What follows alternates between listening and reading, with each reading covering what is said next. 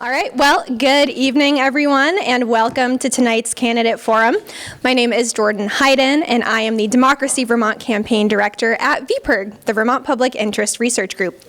Tonight's 90-minute forum is co-sponsored by Let's Grow Kids Action Fund, Planned Parenthood Vermont Action Fund, Rights and Democracy, Vermont Conservation Voters, VPIRG, Vermont Chapter of the Sierra Club, Vermont NEA, and ACLU of Vermont.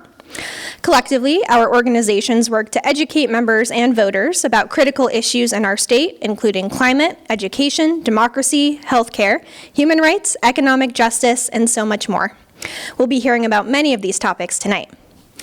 This year's election, as you all know, has the potential to profoundly impact our state as well as our communities. So who we vote for matters. And that's why we're excited to welcome the 4 Democratic candidates for Chittenden-Central State Senate. Incumbents Senator Martine Gulick and Senator Tanya Wiechowski, and Nikhil Goyal and Elaine Haney. The format for tonight will include 2-minute opening statements from each candidate, followed by predetermined questions from the co-sponsoring organizations. The final 30 minutes of the forum will feature questions from the audience, so staff will be coming around to distribute note cards and pens if you need them, and they'll collect completed note cards for submission. Candidates will have 2 minutes to answer these questions and all other questions. And then finally, we will hear concluding statements. We do have a timekeeper in the front row who will display a 30-second warning card and a stop card when time is up. I will kindly ask the candidates to wrap up if any answers are running long. With that, let's go ahead and get started. The candidate sitting closest to me will deliver the first opening statement, and then we will move right down the line. So Senator Wiechowski, the floor is yours. Thank you. So I am one of the 3 current senators representing the Chittenden-Central district. I have served 2 terms in the Senate, and I served 1 term in the House before that. I grew up in a poor single-parent home. I'm a graduate of Essex High School. I got my bachelor's from Northeastern and my master's in social work from the University of Vermont. And despite my education, Vermont is unaffordable for me. As one of the few renters in the State House, I'm deeply aware of the growing challenge for working-class Vermonters to simply get by. But I want more than to be struggling to get by. I want everyone to be able to thrive. I have a private social work practice in Essex serving young people whose voices often don't seem to be well represented in the policy discussions in Montpelier. I serve as the vice chair of the Government Operations Committee, where I've worked hard to expand voting access, expand rural health care access through our licensure process, to bring survivor benefits to a wider group of workers in Vermont, and to bring transparency to political advertising. And next year, I want to center government accountability, transparency, and our ethical rules. In judiciary, I worked hard to get S-209 passed, which strengthens laws protecting our immigrant neighbors and ensures that they will not be arrested without a warrant in more locations in Vermont. We also updated our laws around animal cruelty and modernized our laws on voyeurism to really be in line with 2026. I also worked hard with Senator Gulick to get passed a statewide sanctuary schools policy based on policy work that was done right here in Winooski, and I thank Winooski for working with me on that policy. Vermonters also need fair taxation that asks everyone to pay their fair share and to lift the burden off those of who are struggling to get by. Introducing S-282 started some important conversations in the State House to claw back the Trump tax cuts to the wealthiest Vermonters, but we have a lot more work to do. And policy often takes far more than 1 term, and I'm ready to get back to work building good policy for Vermont. And you can find out more about me and my platform at tanyaforvt.com. Thank you.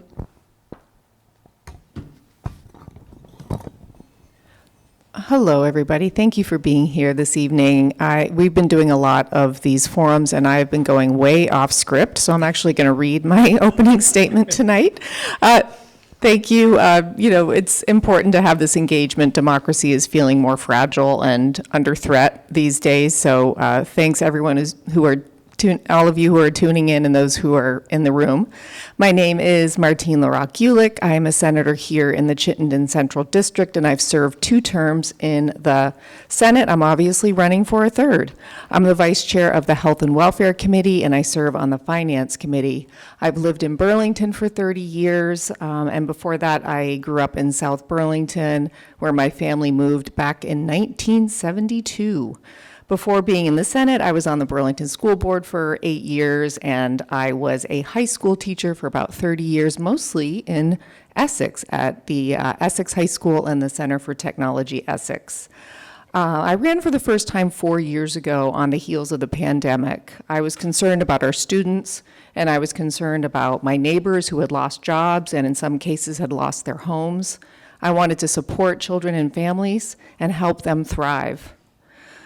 Having watched my own local high school get shuttered because of PCB contamination, I wanted to dig into our education system and ensure that other Vermont communities would not experience what we experienced in Burlington.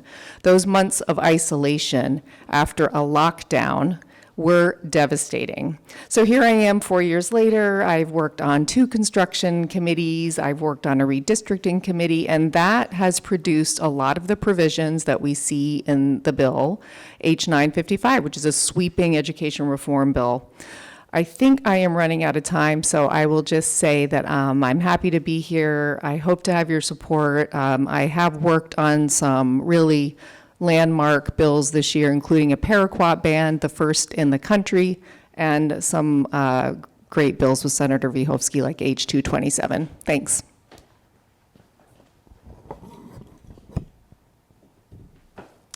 Good evening. It's so wonderful to be here in beautiful Winooski.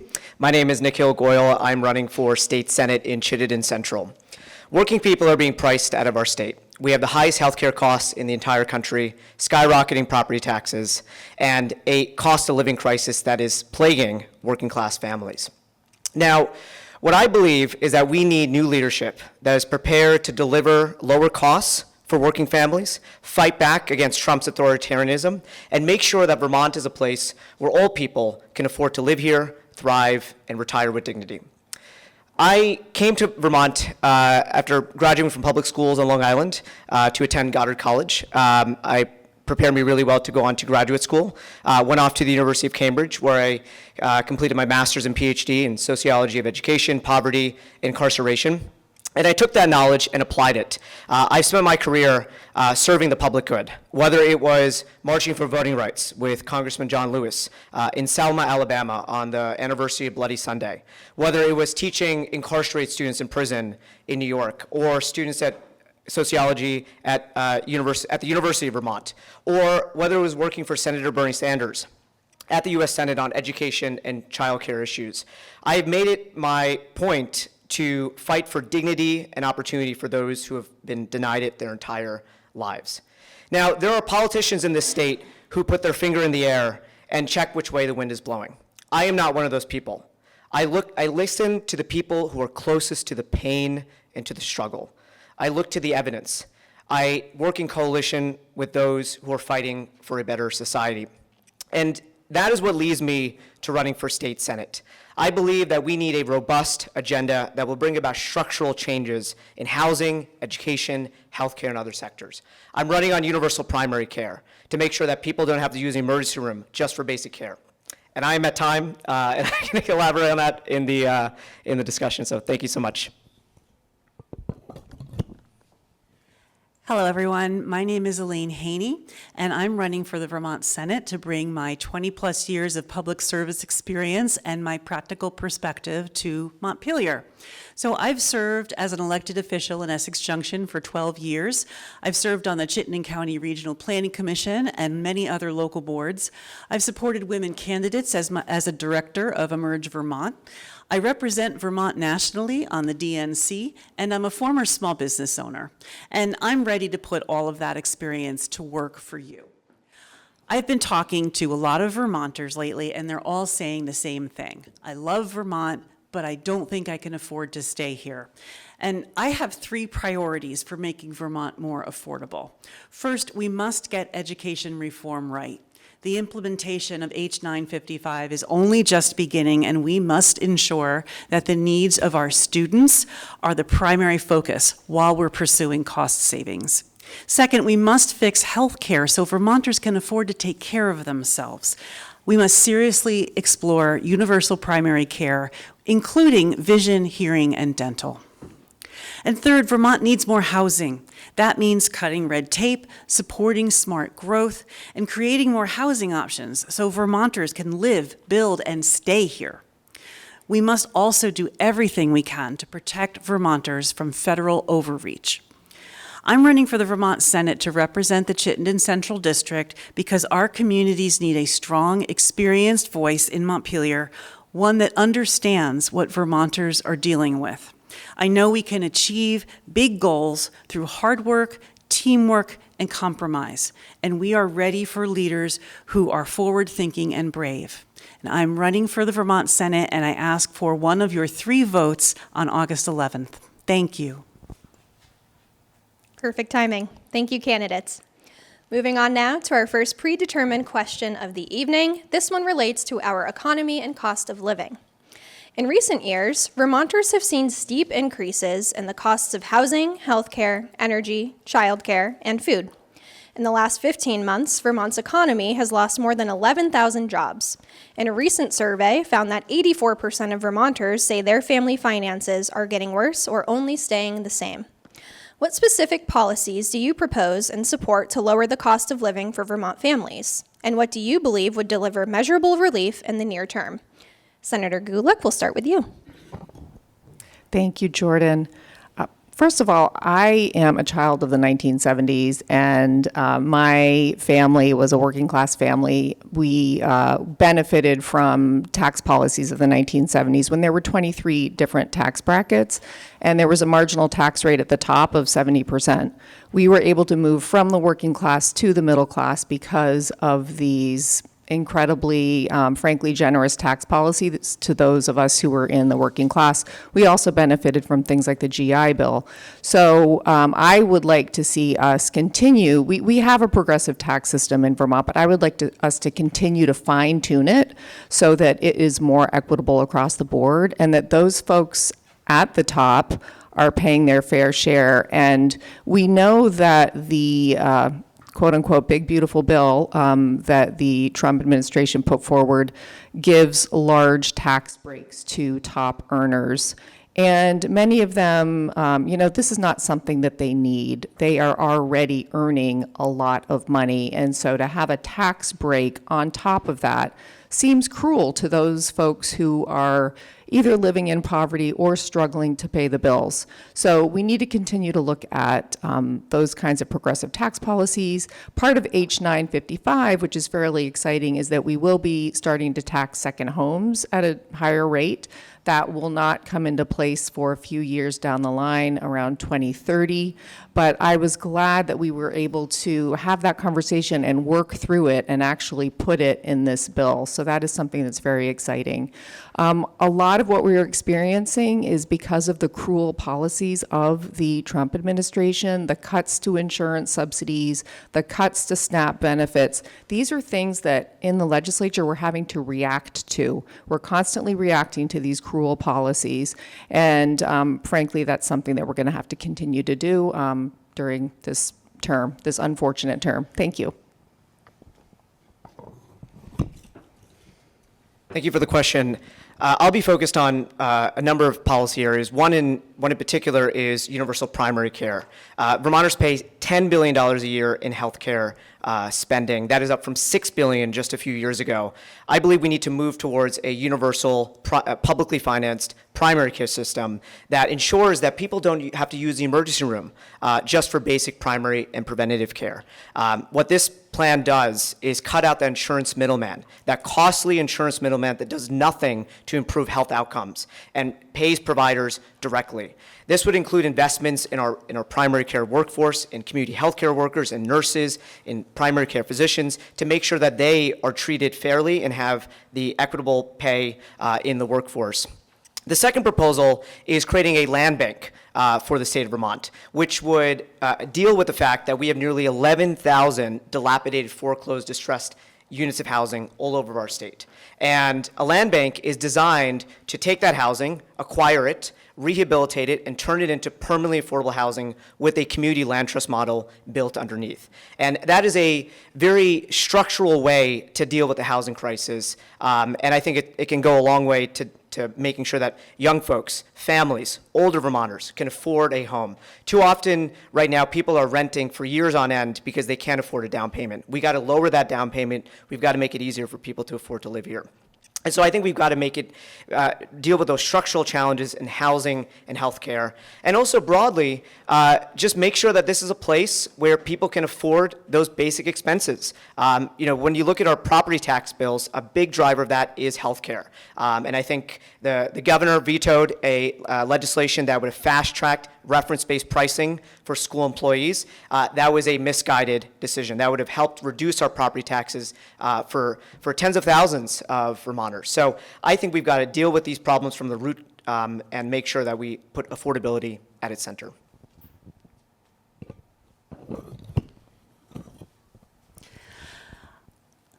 So there are a lot of things that are underway right now that we can continue examining and assessing. So for example, assessing what we have gained by taxing second homes, which we won't know for a little while, but we need to understand whether we need to re-examine what tax rate we have assigned to second homes and see what kind of revenue we generate from that, in comparison to another program which is being considered, which is raising the tax rate on earners who earn more than $500,000 a year. So there are different options for that. Housing is the key to all of this. Increasing the supply of housing will allow more people to live in Vermont, and increasing housing will allow for an increase in grand list values in local communities, and it will enable more people to move around. We saw last week, there was a story in Digger about how Burlington last year built 800 units, and as a result, the vacancy rate is now up at 3.3%. So we have seen evidence that more housing can stabilize rents and increase the availability of housing. We also need to continue in investing in workforce education to allow Vermonters to pursue their careers and to expand their capabilities and increase their pay. We have to double down on healthcare. The legislature is focusing on education property taxes because the governor was insisting on this, but at the same time, we could be focusing much more on healthcare because healthcare is the single biggest driver of school budgets and municipal budgets. So we need to continue to focus on that. We should strengthen childcare to enable more Vermonters to go to work and put their kids in childcare more affordably. And on top of all of the other healthcare things I mentioned, actively working to lowering hospital costs so that when a person goes to the doctor, it is not costing them an arm and a leg for basic treatment. Thank you. When I think about affordability, I think, yes, about how do we drive down costs and how do we how do we ensure that everyone has a livable wage? We know that costs are high in Vermont, as they are in many rural states, and we do not pay even near a livable wage. The most recent calculator from MIT, which I think is actually better than our state calculation, put Chittenden County's livable wage at over $25 an hour, and yet we pay just a little over $14 an hour, and we need to change that. We need to stop talking about minimum wages and start talking about livable wages, and we need to use calculators that don't rely on outdated math to come up with those numbers. Furthermore, we do need a fair taxation system that allows us to invest in the social safety nets that protect people and save money when someone is struggling. The clawback of the Trump tax cuts would have netted a revenue of $430 million. $430 million that could have been invested into community mental health and substance use care to keep people out of the carceral system that costs $100,000 a year and is not effective. We need to think smart. We need to think about all of the tiers of what affordability means. And we need to act in the vein of harm reduction now while we build towards bold solutions like social housing and universal health care. We need to reduce the bleeding, as it were, in this moment, while we continue to transform the system into something that is truly grounded in the needs of people and planet and not profits. One step we could take would be to expand income sensitivity for property taxes. Those rates have not been updated in many years and frankly are too low. I'd like to see us move to a fully income-based education funding system that asks the wealthiest Vermonters to pay their fair share, but one step would be to expand income sensitivity to a broader range of households. I am out of time. Thank you, candidates. This next question relates to childcare. We have made significant progress since Act 76, Vermont's landmark child care law, passed in 2023. Hundreds of new programs, thousands of new spaces, families saving thousands, and more parents able to work. However, in many communities, long wait lists still exist, and childcare is still too expensive for too many families. What are specific next steps the legislature can take to make childcare more accessible and more affordable? Do you believe Vermont should try and enact a fully universal childcare system? Nikhil, we'll start with you. Thank you for the very important question. When I worked for Senator Sanders in DC, I worked on the Build Back Better agenda, which included the proposed largest investment in preschool and childcare in American history. And it haunts me every day that we could not get that across the finish line because Senator Joe Manchin and Kristen Sinema opposed that legislation. It would have transformed the lives of millions upon millions of children and families in this country and thousands of folks right here in Vermont. And I applaud the legislature's work on childcare, and it's an incredibly historic first step. I know I've spoken to a lot of folks at their doorstep who talk about how transformative those childcare subsidies have been in making sure that they can afford a spot for their children, that they can go to work, that parents don't have to leave the workforce in order to at the beginning of their careers. So those are really important interventions. I think we also have to begin to think about how we might expand some of those income eligibility guidelines so that people who are, say, living in more expensive parts of our state can afford childcare and get those subsidies. Also invest in the childcare workforce. We know that childcare educators are overworked, they are underpaid, they are often not treated with basic dignity and respect. We have to treat them as we should public school educators and have some parity in terms of pay. So those are all things that we have to move towards because childcare is an economic justice issue, is a racial justice issue, it's a gender justice issue. These are all interconnected, and if we don't deal with childcare and fully invest in it, then our economy will suffer, and our future as children, as families, will suffer as well. So thank you. Yes, I agree that we should absolutely have a fully universal pre-K and childcare system. Aside from the economic development benefits of enabling parents to actually go to work and earn a living for their families, it's a way for children to get an even more of a head start on their education as very, very young children, strengthen their chances at success as students in the K-12 world, and strengthen their ability to get higher earning jobs when they graduate high school, and strengthen Vermont's fairly low continuation rate of kids who go from high school to college. So the education outcomes of early childhood, pre-K and childcare are just innumerable. Also, I think it would strengthen our early childhood education workforce and enable folks who are feeling pinched by the daycare situation to expand into teaching and working with children in our full public school system.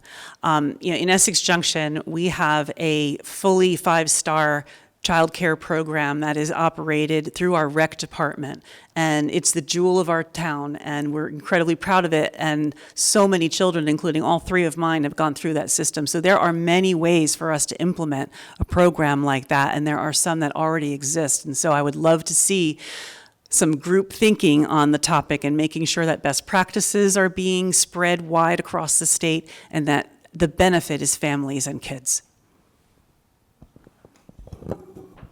So I will start by saying, yes, I support a universal child care system, and I think one step that we have tried repeated a couple of times without success thus far is to expand our pre-K system to be a universal full-time public pre-K system, which would take those spots out of our existing child care system, put them into the pre-K system, and open those to other families that currently can't access spots.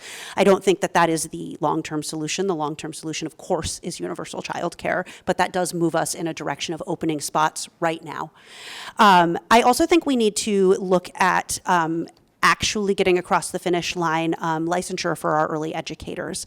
That not only helps our early educators to gain access to continuing education and higher wages, but it also protects our children's safety. I worked hard on that bill in the Government Operations Committee, and unfortunately it did not make it out this year, but I am hopeful that we will be back next year to continue that work and come to a place where we can move forward with that, because I think it's critically important that we recognize that the people who are taking care of our children are educators. They are professionals. They have spent tens of thousands, if not more, on education, and they're not being paid fairly, and that is a weakness in our childcare and pre-K system.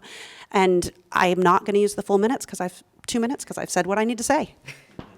I have my own, yes, thank you.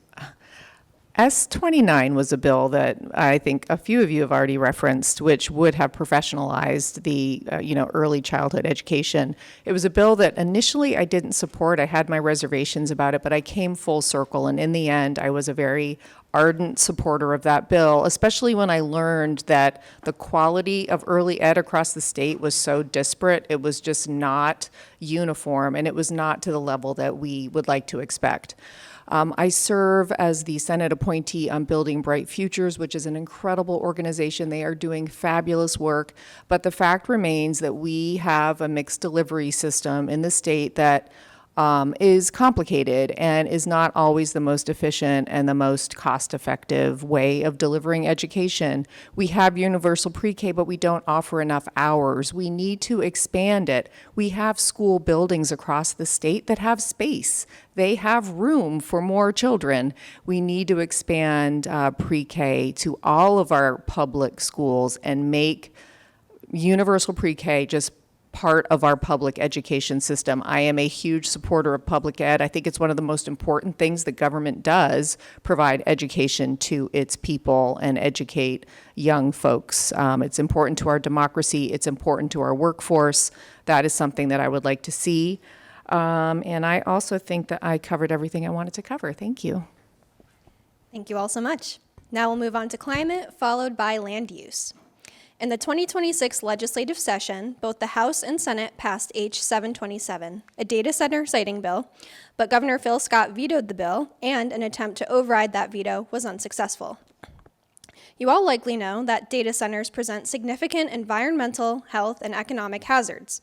Key dangers include draining millions of gallons of water daily for cooling, heavy reliance on fossil fuel power plants, severe air and noise pollution from backup diesel generators, and rising utility bills for local communities. Given these facts, how would you work in the legislature to protect Vermonters from data centers and ensure that it becomes law next year? And Elaine, you are up first. I would want to bring back that bill and get it back into the legislature, push it through the system, and encourage the governor not to veto it this time. The risk of what could happen to our environment and to the cost of electricity and power in Vermont, it cannot be understated. I know that it's a different example, but in Plattsburgh, for example, Plattsburgh enjoyed some of the lowest electricity rates in New England, and a few Bitcoin mining organizations came and started locating in Plattsburgh, and several years later, suddenly they had some of the highest electricity rates in the state and in New England, and Plattsburgh residents were unprepared, and the city was unprepared, and now they're paying those rates. So we can see a similar example right across the lake from us that we don't want to have happen here. Towns, the governor's objection to the veto, explanation for the veto was that there is a framework in place through Act 250 to prevent those kinds of things from happening, but I don't think there is. This is a more specific kind of building. It is not a workforce generator. It will have some construction jobs, but as soon as the building is built, they only need a skeleton crew of people to keep it running. These businesses are not existing to support the communities that they're in, and I don't think that local volunteer planning commissions and DRBs are prepared for the level of intensity that would come from a project like that. So I would want to see that bill come back. I would want to see it strengthened to make sure that municipalities are prepared to handle the eventuality of an application for something like that. And we need to be very, very careful about allowing those kinds of applications to come before our volunteer citizen boards.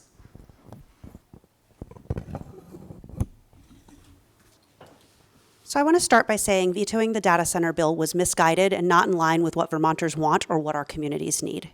That bill was the bill that we passed was incredibly thoughtful and carefully constructed. The bill was neither a ban or even a moratorium, but regulation and a structure to ensure that data centers were not poisoning our waterways, driving up costs for Vermonters, and putting the environment in peril.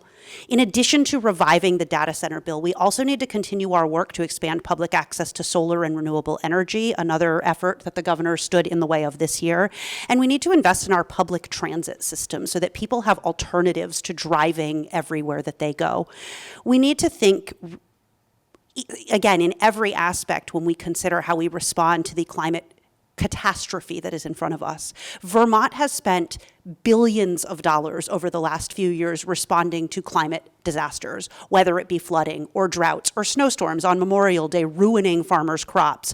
We can't continue to do nothing, and we can't continue to let the governor stand in our way of doing what we know is necessary now. Thank you. I am also a Senate appointee on the Citizens Advisory Committee for Lake Champlain's future, and two of our priorities this year were limiting road salt because it is very detrimental to many of our waterways, and to make sure that we are putting guardrails around AI data centers. Unfortunately, we see where we are now, but it became clear to our committee that data centers are extremely detrimental to the environment and cause a lot of harm for all of the reasons that Jordan listed. So I was deeply disappointed with the veto. I heard from hundreds of my constituents who were in favor of that bill. We worked on it in the Finance Committee, and it was a well-crafted, fair, and excellent bill that we looked at other states, and we sort of took the best of what we saw in other states and put it in that bill. So that was a disappointment. I also just want to say we need to tax AI. I completely agree with Senator Sanders. I know that's not the question, but that is something that I feel really strongly about. So solar, wind, renewables in general, we need to be leaning into that. And again, we keep seeing these roadblocks set by the governor, and that is extremely disappointing. We do need to bring that bill back next session. We need to bring back the road salt bill as well, and we need to continue fighting. Thanks. Thank you for the question. I strongly supported the bill in the legislature that would have put the nation's strongest regulations on AI data centers. And one of the amazing parts about the bill is that it would have essentially mandated on-site renewables and making sure that these companies contribute to the climate transition. I mean, that's unparalleled in our country. And if it had passed, I think you would have seen many states around the country emulate what Vermont put together. And that's really the beauty about Vermont, is that when we try new things, other people in other states catch up. And this was such a missed opportunity. The governor was essentially following the agenda of the Koch brothers and right-wing forces, as opposed to what Vermonters were demanding. And so we've got to bring that bill back. We've got to pass it. And that's just a first step. There's so much we have to do around big tech and AI. I put together a very robust platform in this campaign to take on that power, calling for a ban on social media and AI chatbots for children under the age of 16, following the lead of Australia and Canada and the UK and so many more countries around the world over the next year or two. I've called for a tax on big tech, the revenue and profits of big tech, to fund local journalism. They have taken all this knowledge, all this data that has been produced and has taken enormous amount of energy and time and taken it for free and exploited it for profit. We deserve a share of that to benefit workers, workers and our society at large. And just quickly on the on climate, on the other pieces of climate, strongly support clean energy and investments in clean energy. I'm very proud to have been endorsed by one of my heroes, environmentalist Bill McKibben, and really believe we've got to double down on that approach in this state. Solar is very difficult to operate right now, and we've got to make it easier for those developers to bring that industry here, and also restoring wetlands for flood resilience. So a whole sort of ideas that can address these challenges. Thank you, candidates. Now we're going to move on to land use. The debate over Act 181 has exposed deep divisions in Vermont around conservation, forestry, and the role of public lands. Many Vermonters are concerned that political rhetoric has increasingly framed these issues as part of a broader cultural conflict rather than an opportunity for collaborative problem solving. How would you use your position as a state senator to bring together conservation advocates, forest product workers, hunters, outdoor recreationists, and rural communities to find common ground and build support for solutions that benefit both people and the natural world? And Senator Vyhovsky, we're back to you.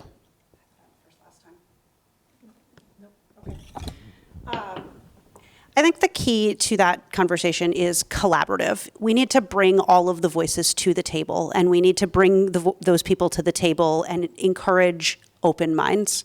I find that most often the best solutions come when we bring many different voices to the table and are willing to find something that no one of us could have thought through alone. I agree that political rhetoric has created an urban-rural divide in Vermont that simply doesn't exist. There is Vermont. Are things different in some of our more urban areas? There might be more access to services or more access to public transportation, but it's still Vermont, and we're still Vermonters. And we can find solutions that work for all of Vermont. We are not the only rural state. We can look to our fellow rural states, and frankly, we need to look outside of this country. I have been to rural countries that manage to do this quite well, and they manage to do it with infrastructure like rail, and they manage to do it with strict regulations on how certain types of land can be used. Hearing that we should develop closer to our wetlands, for example, is political rhetoric, and it is grounded in bad data and bad science, and it will be bad for Vermonters regardless of where they live.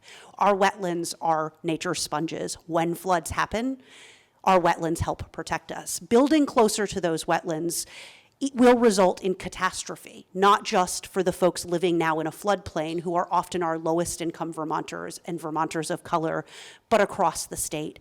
And so we need to really come to the table openly and looking for solutions, not looking to blame and create more rhetoric. And as a social worker, I think this is a skill set that I have, and I think we can do this through town halls and listening sessions. And frankly, I think that's one thing that the legislature didn't do enough of as we were moving forward with Act 181. And I think that we need to do better at really bringing the voices to the table.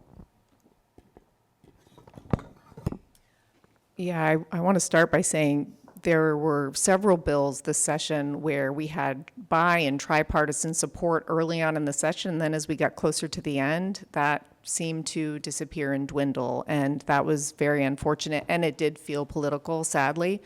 I was one of 2 no votes on S325, and the reason I voted no was not because I want to tell people what they can and cannot do with their land, but because I believe that building in our city centers and in our municipalities where we have services already developed is a really good strategy. It's a good strategy to increase the health and the economy of the state of Vermont, but also to protect open lands. And as was said earlier, we are in a climate crisis. It is crucial that we keep our forests healthy, that we keep our land such that it is helping protect us in the throes of this climate crisis. We heard a lot about, wildlife corridors and protecting wildlife corridors at all. And when we build McMansions on top of mountains, that is super problematic. So I think we need to keep working on this. I do think we need everyone to come to the table to realize that this benefits everyone. This isn't about government overreach. This is about a communal effort for all of us to benefit from healthy forests, open land, wildlife corridors, and et cetera. I'll leave it at that. I'm almost out of time. Thanks. So, a really important question. One of the first things I want to do if I'm elected is join the Rural Caucus. I have the opportunity to attend Goddard College in the Northeast Kingdom, and I know that the challenges that folks there face are many of the similar challenges that folks in Burlington and Winooski and Essex face. We can break down these geographic divides because working people are being crushed and being priced out in many of the same ways. I think on the issue of land use and housing and so forth, I do believe that we need to recognize we need more housing everywhere, and rural communities are crying out for more housing. It just needs to be done in a way that reflects the character of those neighborhoods, that understands their traditions, and does not actually violate those basic environmental protections that we hold so dear, especially wetland protections.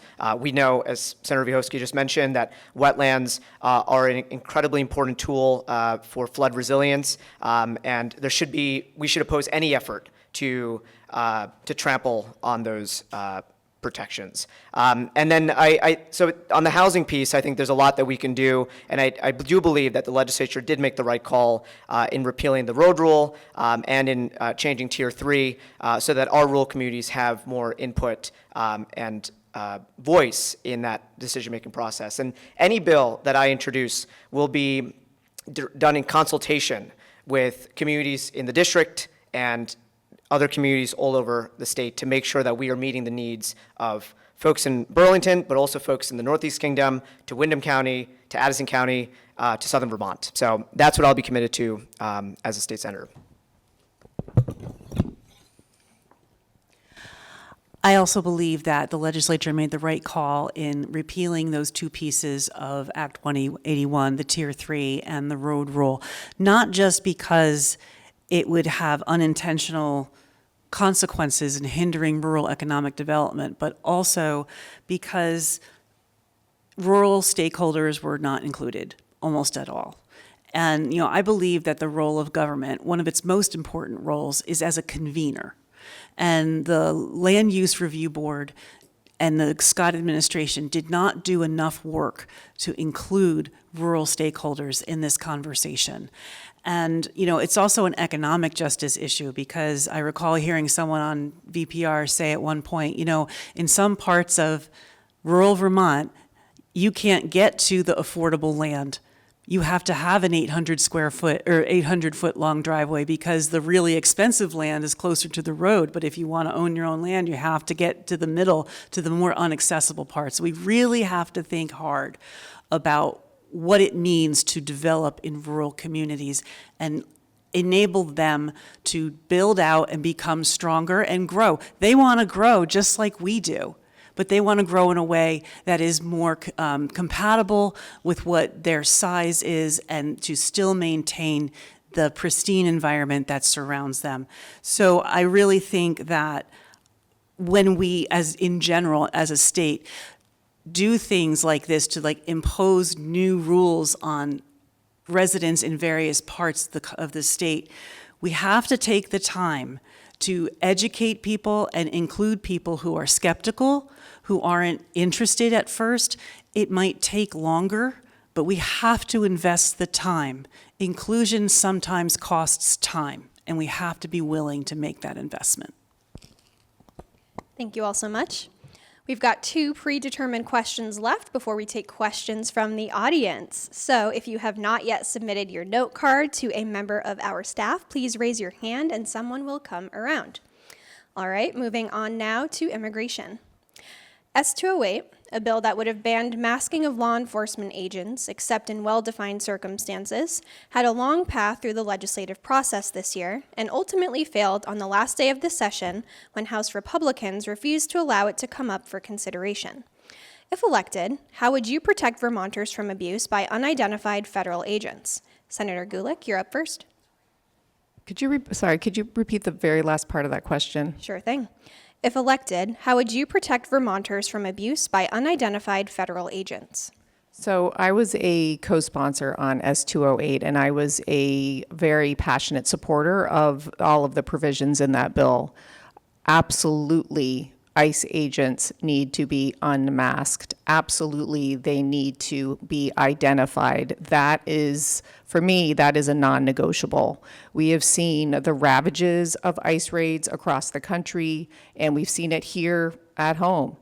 And for us to have some kind of say as to how these, to me, federal overreach acts take place is really critical. That was extremely disappointing that bill did not make it through. I was also a co-sponsor on S209 and S227. Federal overreach is something, again, I said it earlier, but we're reacting to it constantly in the legislature, whether it be because of, programs being cut, resources and supports to incredibly important programs being cut, but also here with these harmful and cruel raids that we're seeing. I just heard today that there was a Supreme Court decision that is going to make our situation even worse when it comes to our Haitian immigrants, for example, and also our Syrian immigrants. So this is tragic. I have worked really hard over the last 4 years to make sure that our new Americans, our refugees, and our asylum seekers have the protections that they need. I put in a bill to create an Office of New Americans in state government, and we also just passed a bill to make sure that the Vermont Language Justice Project is funded. They create videos in multiple languages so that our Vermonters here in the state have access to public health emergency information on a regular basis. Thanks. Thank you for the question. My parents came to this country from India in the late 80s, early 90s, and they were only able to immigrate here because in the 1960s, the civil rights movement fought to end racism in our immigration system, to make sure that we ended these immigration restrictions for folks who want to come from Asia and most of the world. And that's the only reason I'm here today. And so I feel a sense of responsibility to fight for immigrants, for refugees, for asylum seekers, for those who want to seek the American dream.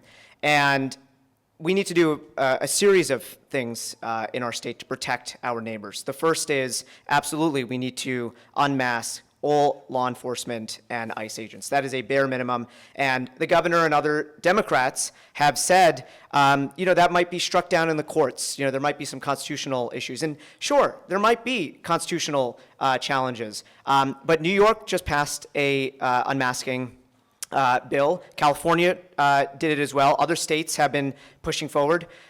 Let's fight in the courts. Let's not capitulate to the Trump administration at the first fold. So that's really something that's very important that we recognize as a principle. The second is making sure that there's no collaboration between our state and local law enforcement and ICE. I was there on March 11th, standing with hundreds of Vermonters to protect a family that was under attack by ICE. I have been to dozens of ICE protests and rallies over the past year. And that is what I do because that's my duty as an American, as somebody who was born here, who has privilege, who can use my voice to stand with those who are under attack. And that's what I intend to do if I am elected, to use my body and my voice to accompany immigrants to court, to make sure that they have somebody there when they go for their ICE check-ins, to advocate for them at every level of government because they need us. Many of them can't speak for themselves, and so it's on us to do that work for them. So that will be my commitment in office. First, I would say we'd absolutely need to reintroduce the bill and push it through again. And whatever objections come from folks who are voting against it, like Nick Keel said, New York has done it, California has done it, and I would rely on our Attorney General Clerk to defend it in court, and she's got a pretty good record against the Trump administration so far. Also would note that it's interesting how sometimes Vermont can be in the vanguard of something and do something different that no one else has ever done, but if it goes against the Trump administration, suddenly we can't do that because we might get sued. That's a bit of a double standard. Second remedy I would see to the immediate situation of not having this bill that requires ICE to demask is to strengthen all the other laws that we just passed. The Sanctuary Schools program, making sure that it is completely and thoroughly implemented so that our students are safe, making sure that the bill that prevents civil arrests in sensitive places is enforced to the letter. The last thing I would say is we also need to clarify what we mean by fair and impartial policing. Everybody has a different definition. And everybody who showed up on March 11th had a different definition. And until we are very, very clear about what Vermonters won't stand for, I'm afraid that a March 11th will happen again. And maybe it'll be a worse outcome. So there does need to be a conversation about what fair and impartial policing means and what Vermonters mean when we say no collaboration. Thank you. I started this biennium with the primary goal to protect the most vulnerable Vermonters. And in the first year of the biennium, I learned a lot about what we cannot do as state legislators because of the Supremacy Clause. And in the interim between year 1 and year 2, I worked closely with our attorneys to learn what we can do or what we might be able to do within the bounds of the Supremacy Clause. And when we get close to the edges, now is the time to challenge what we can and define what we can do. This federal administration does not care about the Constitution. And if the question is, might this be constitutional to prevent them from harming people, I think we need a definitive answer. And I think next year we will have a more definitive answer. We will have a more formal ruling on whether or not the new California law, the one they passed, was actually struck down without the prohibition only for ICE agents, will be upheld. We will know whether the New York law will be upheld, and that'll be in the Second Circuit, which is incredibly important because that's the same circuit that we're in. Some of the other things that we did was to pass H-49, allowing lawsuits in state court if the federal government or federal agents violate your constitutional rights. I was the lead sponsor, and Senator Gulick joined me on S-209, and one of the things we need to do in there is add back going to and from medical facilities. That came out in the House, and I think it's pretty critically important. I asked the question in committee, would that mean that if someone was in an ambulance having a heart attack, they could be pulled over by federal agents and whisked away with no warrant? And the answer was yes. And so I think we need to add back in the traveling provision to that bill. And some other things that remained on the wall this year that we need to come back to is prohibiting our state and local governments from collecting immigration data. If they have it and the feds ask for it, we have to give it to them. But if we don't have it, we can't. We need to look more into smart traffic stops, so not stopping people for non-public safety stops. We need to actually strengthen our fair and impartial policing policy. It is not strong enough, and I frankly think it could be state law. It's not that big. I mean, it is a big deal, but there's not the downside of breaking a policy is much smaller than the downside of breaking the law. I also think we need to really finally come to a robust police oversight process that doesn't ask the police to police themselves. Thank you all. The last question from our co-sponsoring organizations relates to reproductive rights. Abortion and gender-affirming care are protected rights for Vermonters. Despite having claimed they want to leave abortion up to the states, we've seen repeated attacks on access to care from the federal government, specifically targeting states where it is protected, like here in Vermont. What else do you think is needed to strengthen or maintain abortion rights and access to gender-affirming care here in our state? Nikhil, we'll start with you. Thank you for the important question. I strongly supported the reproductive liberty amendment that Vermonters passed, that it was an absolute win for abortion rights, for reproductive care, for our most vulnerable Vermonters. I know the Attorney General has been doing some important work in defending our laws against the attacks on reproductive care by the Trump administration. I also believe that we've got to make sure that we fully fund our Planned Parenthood clinics. I know a number of those clinics around the state have shut down. And one of the great things about Planned Parenthood is that those clinics provide all types of health care, not just reproductive care. And when you think about a community-based healthcare model, Planned Parenthood is at the core of that. And we've got to make sure that we invest in it and keep those clinics open, especially in our most rural areas, places where people are often denied those that basic coverage. So I will always be a defender of reproductive rights and justice to make sure that every individual in our society has access to health care and gender-affirming care, because we also know that that is under attack by the U.S. Supreme Court and the federal administration. And I think I'll just say, as it's really important we stand with our trans neighbors as well, because we have seen, again, many more attacks coming down the pipeline from this administration, and supporting those young people in every shape and working with them. There's some wonderful organizations here like Outright Vermont and others that do incredible work, and so I will be doing what I can to support them in office. This is one of those places where Vermont has been in the vanguard of protecting our reproductive liberty and have served as a model for the rest of the country by having the strongest protections of reproductive liberty in the country. And so I am fully committed to defending what we already have in our Constitution, but with national politics so hostile and with the Supreme Court increasingly unpredictable, we cannot take any of those rights that we've enshrined in our own Constitution for granted. So if I'm elected, I will do everything in my power to maintain the rights that we've established and strengthen the laws that we've already passed. Keeping our SHIELD laws strong so that Vermont providers who offer reproductive care are protected from out-of-state political attacks, protecting the medical profession from legal threats for simply providing essential health care, and ensuring insurance companies continue to cover reproductive services so that cost is not a barrier to care. We've been a national leader in this. My commitment is simple, that every Vermonter deserves to have autonomy over their own body, full stop. My only other thing I would add is that I'm getting increasingly concerned about attacks on the post office. And so I would want to work with our congressional delegation to ensure that they put pressure on the United States Post Office to not change the rules around what is allowed to be shipped in the country. So I think we need to invest in stockpiling things like mifepristone and hormones and other necessary medications for reproductive and gender-affirming care so that they are available should they become emergently necessary and unavailable at the federal level.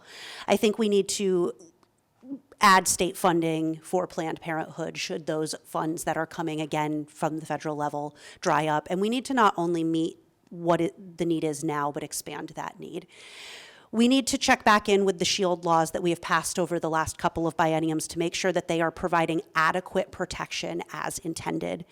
And we need to make sure that finances are not a reason that people cannot access the care that is currently available in Vermont. We also need to ensure that our trans youth clinic is fully funded and protected and expand care for trans Vermonters to be more accessible to adult Vermonters should they no longer be able to travel out of the state for that care, as many of them have to now. There is a lot that Vermont has done and should be very proud of, and we are going to have to fight tooth and nail to protect that and continue to expand it as the states around us and the rest of the country become less and less safe and less protective. Thank you. A person's right to their bodily autonomy is an absolute must, and it's something that government needs to protect. As vice chair of the Health and Welfare Committee, I worked on a lot of these provisions that we've been talking about.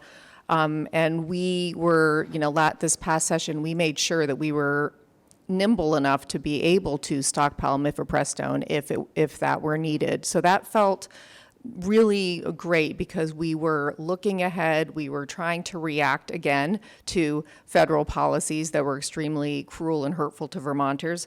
But things like the SHIELD law, making sure that our providers are taken care of, and also geofencing, making sure that when folks are accessing care in a Planned Parenthood or in another kind of care center, that their data is not being hacked into and is not being taken by bad actors. These things are extremely important.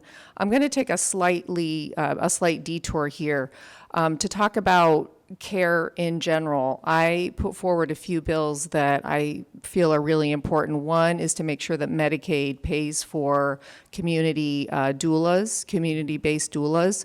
Doulas have been shown over and over and over again, not just to reduce costs by keeping folks out of, unnecessary C-sections, but also reducing premature birth, and frankly, just helping women and children through the whole process from beginning to end and through the postpartum process as well.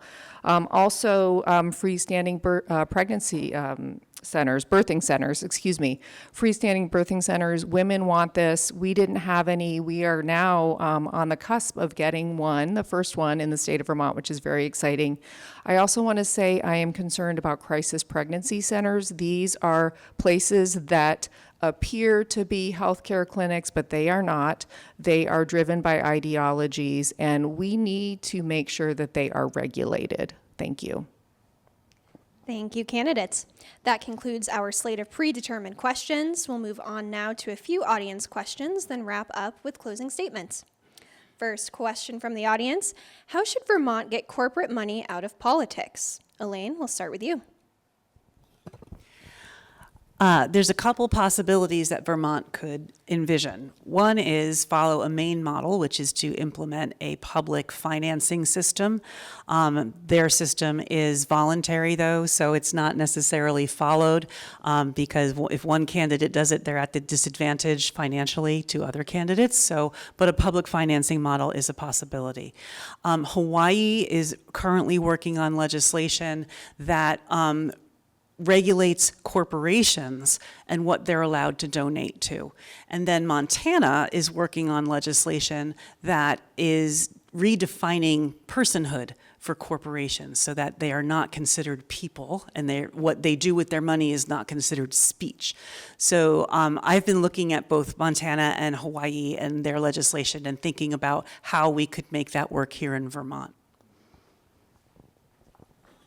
So we did introduce a bill in the Senate this year to do exactly that, to really look at our corporate regulation and how corporations are defined. And I would hope that we would have more robust conversation on that, though our legislative council attorneys have an opinion that it may be unconstitutional.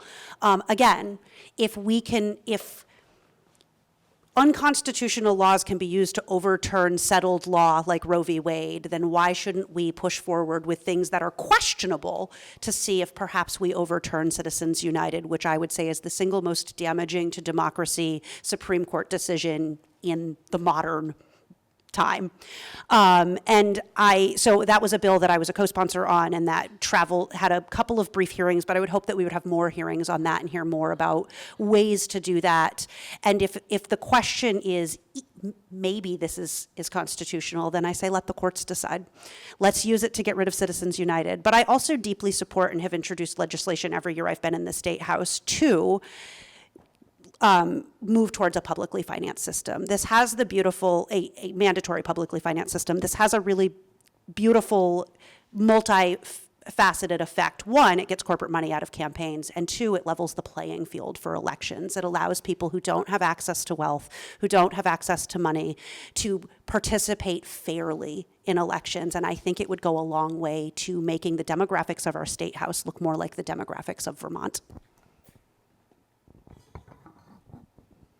Let's face it, people in power don't want free and fair elections. It is so clear, and we are seeing that today with our president holding the housing bill hostage so that he can push through an election bill that will harm Americans across the country. It is, again, so frightening to see what is happening. I agree that Citizens United was probably the most detrimental decision that has come down in terms of our democracy and maintaining the strength of our democracy and the voice of the people. So I agree that I think we need to fund elections publicly and make sure that everyone has a fair vote. I'd like to, frankly, do away with the Electoral College. One person, one vote. So there's a lot to be done, some of it at the federal level, but we can certainly react. Again, I'm using the word reacting a lot because that is what we're having to do. But I do think there are steps that we can take to ensure that elections here in the state of Vermont remain fair and remain open to everyone. Thanks. It's a great question.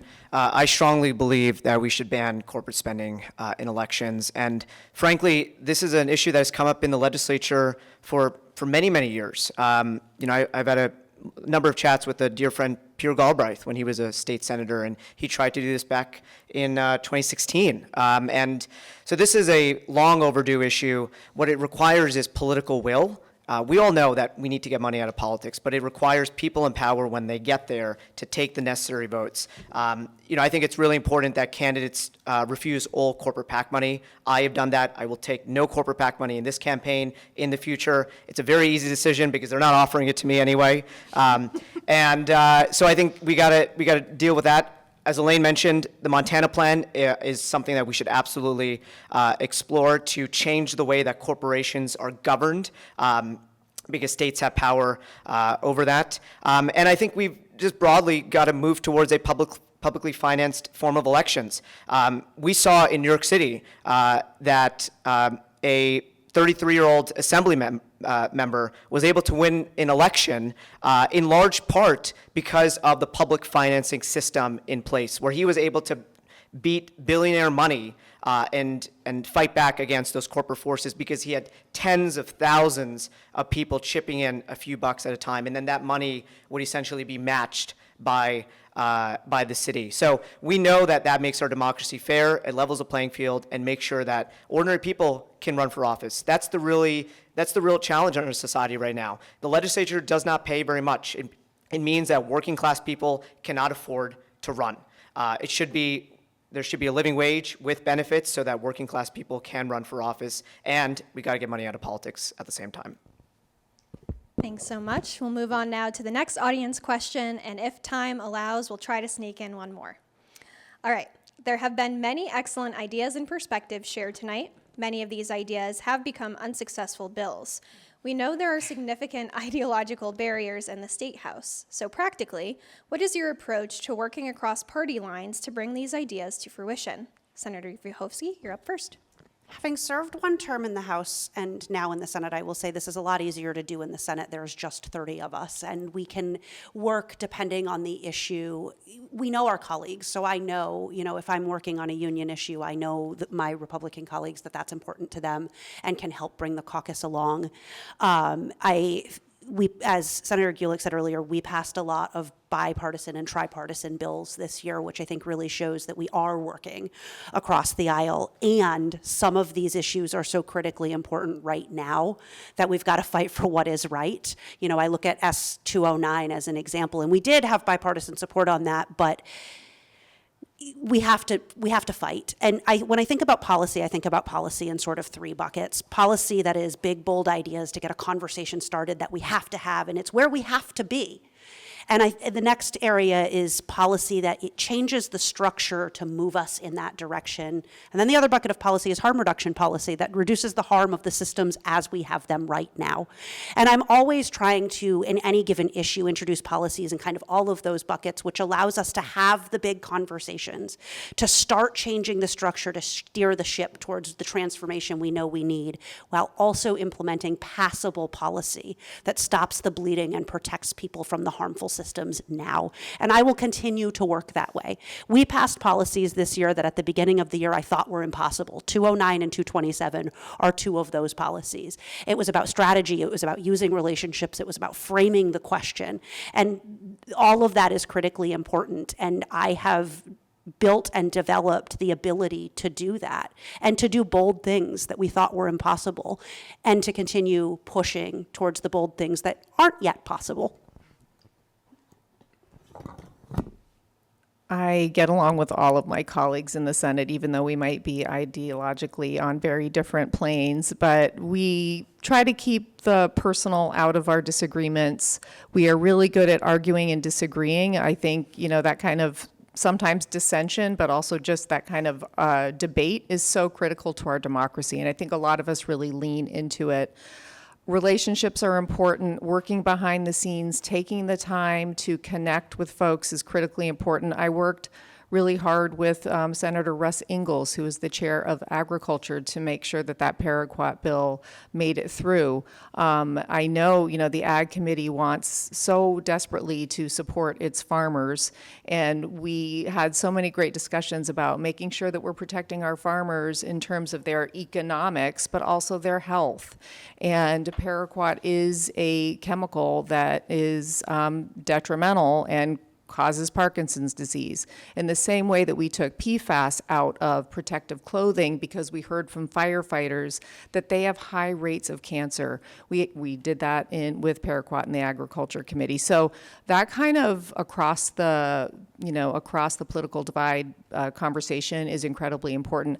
I do think it's hard, and this is something that I'm learning. I hadn't really thought about it before I became a senator, but in the second year of the biennium, there is so much political pressure that even if early on, you feel like you've got this tripartisan and bipartisan support, as you get closer to the end, our Republican governor doesn't want to give any wins to Democrats, doesn't want to give any wins to progressives. So it becomes harder to push things through.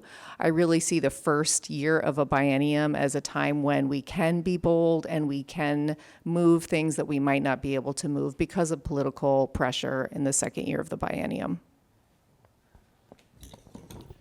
It's a great question. I think on a couple of the issues that I am advocating for, there could be very well a bipartisan consensus. Take an issue like universal primary care. We know that in our rural parts of our state, hospitals are teetering on the brink of collapse.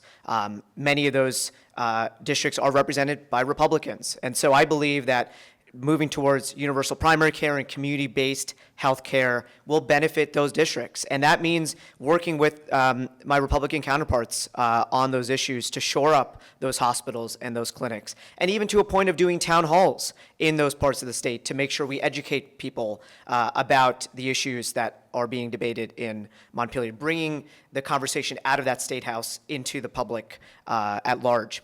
On the issue of a land bank, there's a working group in the legislature that is studying this issue. This could be extremely popular in our more rural parts of the state because they have so many abandoned, distressed, foreclosed properties that could be turned into permanently affordable housing. So there's on that issue, there's a real possibility to get that passed. And I do believe with the governor really focused on housing, this could be something that could pass his desk.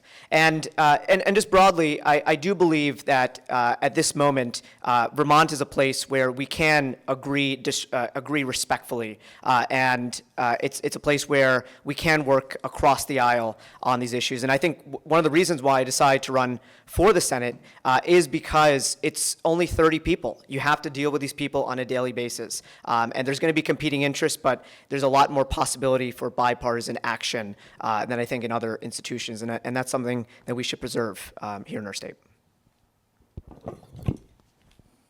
I love this question because it makes me think back on lessons I've learned in 30 years of public service and things I learned on the library board.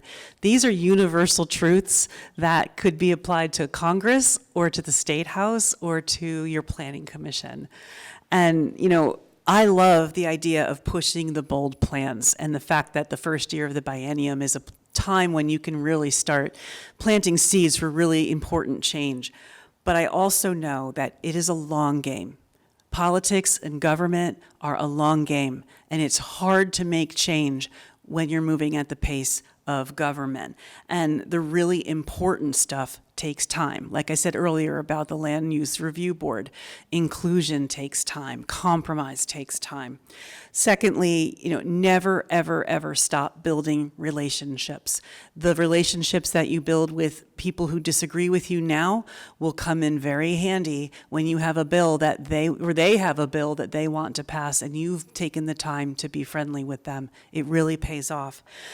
We have to be willing to compromise on things and move towards improving whatever it is we just compromised on. So if you're sitting at the table and you're not getting everything you want, don't leave the table because you may end up getting everything you want. And if everyone came to the table with that kind of perspective, I think things would move a lot faster. And my last thing I would say, and I sound like I'm quoting a bunch of truisms or reading from Reader's Digest or something, but don't let the perfect be the enemy of the good. We cannot walk away from the table when we don't get what we want, like the governor did by vetoing S-190 and depriving Vermonters of affordable health care. Taking your marbles and going home is not something that you do when you're trying to govern. And this is Vermonters' lives that we're talking about. All right, with about 10 minutes remaining, unfortunately, we do need to move on. So we will conclude now with the 2-minute closing statements. And Senator Gulick, you will go first. Wow, that's exciting. Okay, thanks again, everyone, for being here. This has been great. It's always nice to have these important conversations. 2 years ago, it was the first year of my second term, and it was also the first year of the Trump 2.0 administration. And I was so, frankly, disheartened and disgusted with what I saw coming out of our presidential administration that I used my personal privilege in the Senate to stand up on a regular basis and just share with the Senate and share with Vermonters some of the horrors that I saw taking place. Eventually, many of my colleagues joined in, and we would pick a topic and we would stand up and use our personal privilege to speak against what we saw coming out of Washington.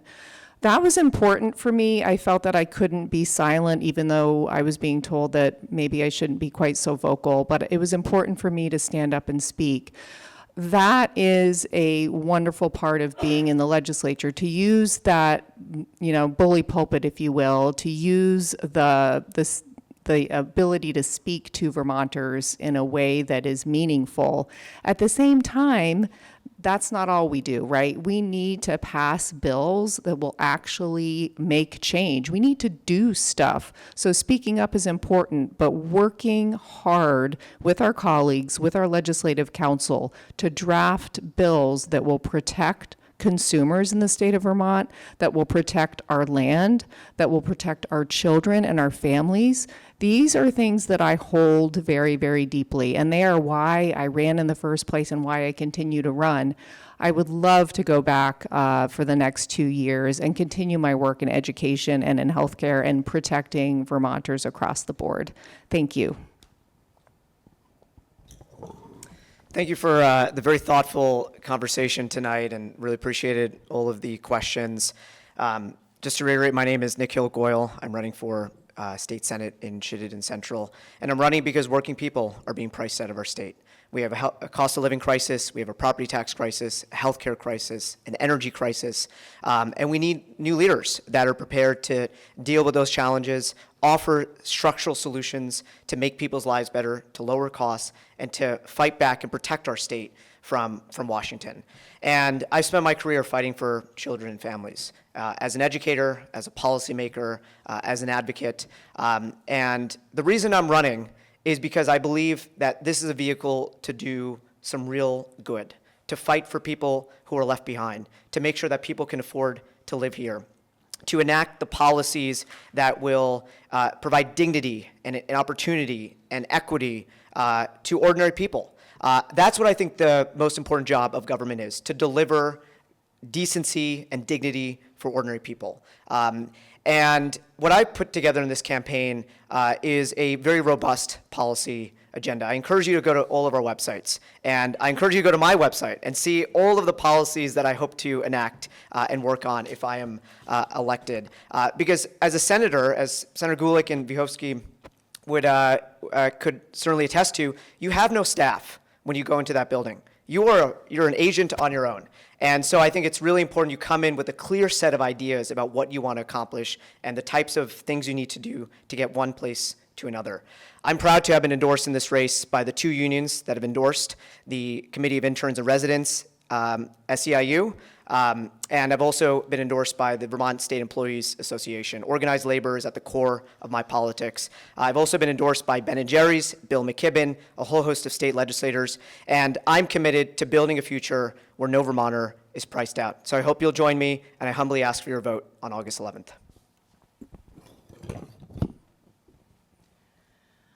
I'm running for Vermont Senate because I believe Vermont can be more affordable and that our government should work for the people and not the other way around. Vermonters deserve strong leaders who aren't afraid to take on our toughest challenges on housing, healthcare, public education, and property taxes.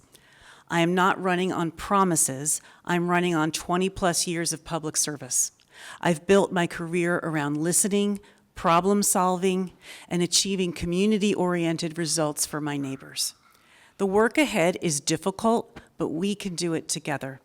Break the housing bottleneck, commit to an education system for all Vermonters, reduce the cost of health care, protect Vermont from federal overreach and chaos, foster thriving economies and support small businesses, and prioritize the needs of children and families. We can do all these things, but it will take strong, experienced, and committed leadership. From helping neighbors solve everyday problems to guiding major community change, my work has always been rooted in collaboration, pragmatism, and a deep connection to the people I serve. In my work, I've built relationships with so many local leaders and community organizations, and it's those relationships and the effort I invest in them that get results. I am endorsed by many elected leaders across the district, legislators, and neighbors, because I have earned their trust and confidence, and now I am asking for yours. I'm committed to finding realistic solutions and to the challenges that Vermont faces, and I'm ready to serve in the Senate. My name is Elaine Haney, and I am running for the Vermont Senate, and I am asking for your vote on August 11th. Thank you. I'd like to thank all of the organizing partners, both for hosting this forum and for your work in the State House fighting for policies that put Vermonters and planet first. This biennium was hard. It was filled with fear, uncertainty, and crisis after crisis, many of which have actually been growing for decades and will not be solved overnight or with tweaks around the edges. We have to transform the systems. Through this biennium, I worked closely with our attorneys, with Senator Gulick and other colleagues to fight for all of the people in our district. And we were able to get some of these important things passed, even when we thought it was impossible. We were able to protect people, to work towards lowering cost, to improve outcomes. We've shown ourselves to be an effective team fighting for Vermonters. There's a lot more work to do and a lot of work that got left behind. Yes, we do need to compromise, but we always need to draw the line when we begin compromising with people's lives. I'm ready to go back and continue building on the good work that we did to fixing the mediocre work and frankly repealing some of the damaging work that was done. I have shown to be bold, to work well with my partners, and to move forward things that were told to me at the beginning were impossible. There were multiple bills at the beginning of the session. I serve as Vice Chair of Government Operations that my chair, who's lovely, but a little cautious, he didn't want to touch them. At least 3 of those we passed. S89, the disclosures for AI-generated political ads, disclosures on lobbying ads year-round. I fought for transparency, for accountability, and for protecting our most vulnerable Vermonters. And I have work to build on that I have been working on and will continue to work on back in the State House in January. Thank you. Can we give these candidates a round of applause?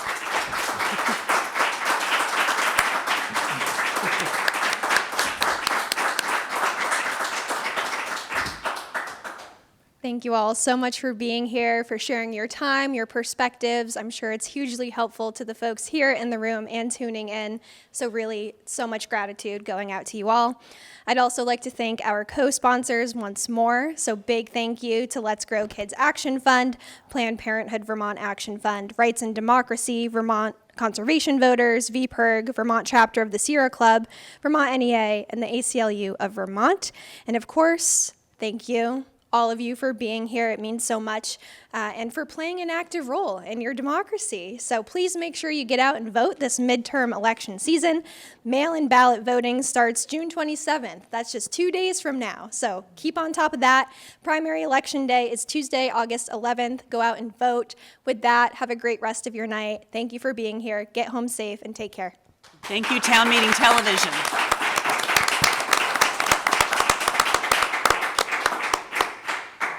Thank you, Charlie. Thank you, Charlie. Thank you. I had to start. Oh my God, I'm stuck to the chair.